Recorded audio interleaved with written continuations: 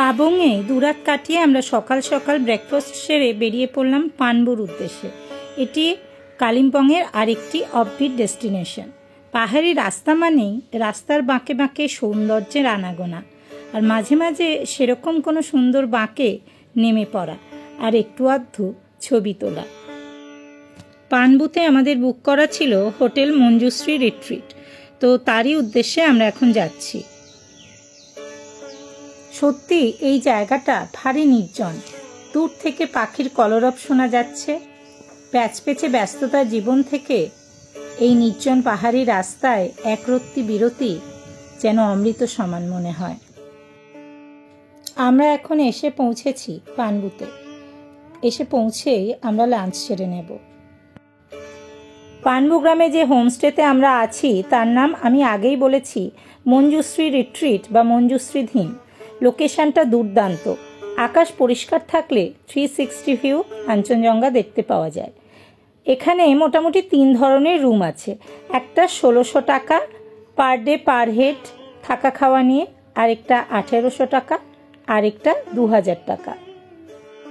আমরা এই রুমগুলোতে ছিলাম। এগুলো 1600 টাকা পার ডে পার হেড। রুমগুলো কিন্তু খুব ভালো ভিউযুক্ত। তো লাঞ্চ আমাদের রেডি করাই ছিল।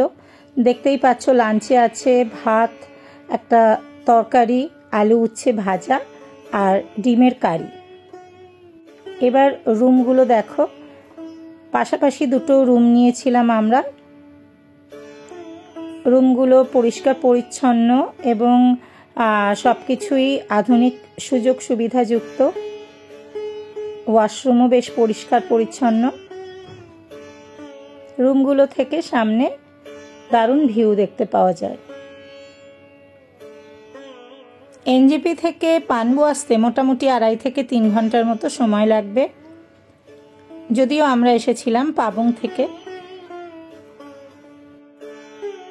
এটা হচ্ছে মঞ্জুশ্রী ধিমের ডাইনিং রুম।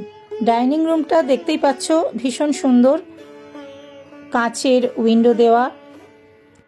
এই যে রুমটা দেখা যাচ্ছে যেদিকে আমি যাচ্ছি, এর লোকেশনটা আরও সুন্দর। এগুলো 2000 টাকা করে। আর আমরা এই রুমগুলোতে ছিলাম। পরপর পরপর এই রুমগুলো রয়েছে। এটা রাস্তা থেকে একটু উপরেই, তো এই রাস্তা দিয়ে নিচে গ্রামে যাওয়া যায়। এই মঞ্জুশ্রী রিট্রিটের সামনে এরকম কয়েকটা ভিউ পয়েন্ট মতো করা আছে, যেখানে বসে ফ্যামিলি টাইম স্পেন্ড করা যায়। বন্ধুদের সঙ্গে গল্প গুজব আড্ডা ইত্যাদি সহযোগে দারুণ সময় কাটানো যায়। এইটা হচ্ছে মঞ্জুশ্রী ধিমের এন্ট্রি পয়েন্ট। এখানে আমরা কোনো সাইট সিইং করিনি, শুধু আশপাশে একটু ঘুরেছি।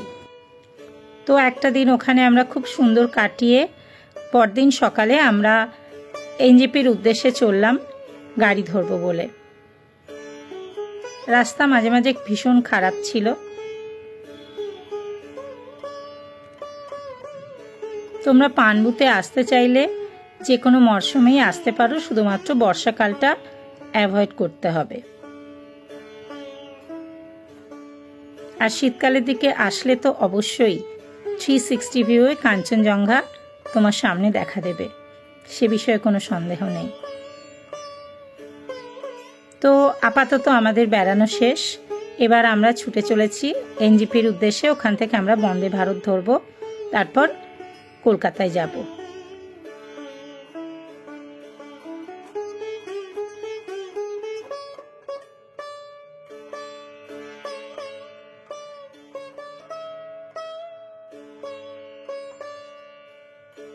দাঁড়িয়ে আছি বন্দে ভারত এক্সপ্রেসের সামনে।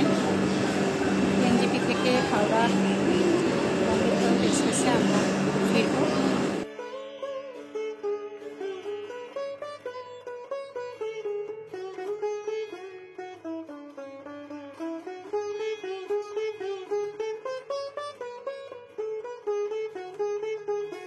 ফেরার ট্রেনটাও যেহেতু আমাদের বন্দে ভারতেই ছিল, তাই উঠেই আমরা স্ন্যাক্স ইত্যাদি পেয়ে গেলাম।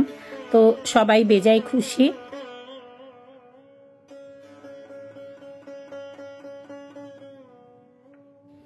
আমাদের উত্তরবঙ্গের বেড়ানোর গল্প আপাতত এখানেই শেষ। আবার ফিরব নতুন কোনো ভিডিও নিয়ে। সকলে ভালো থেকো এবং সুস্থ থেকো।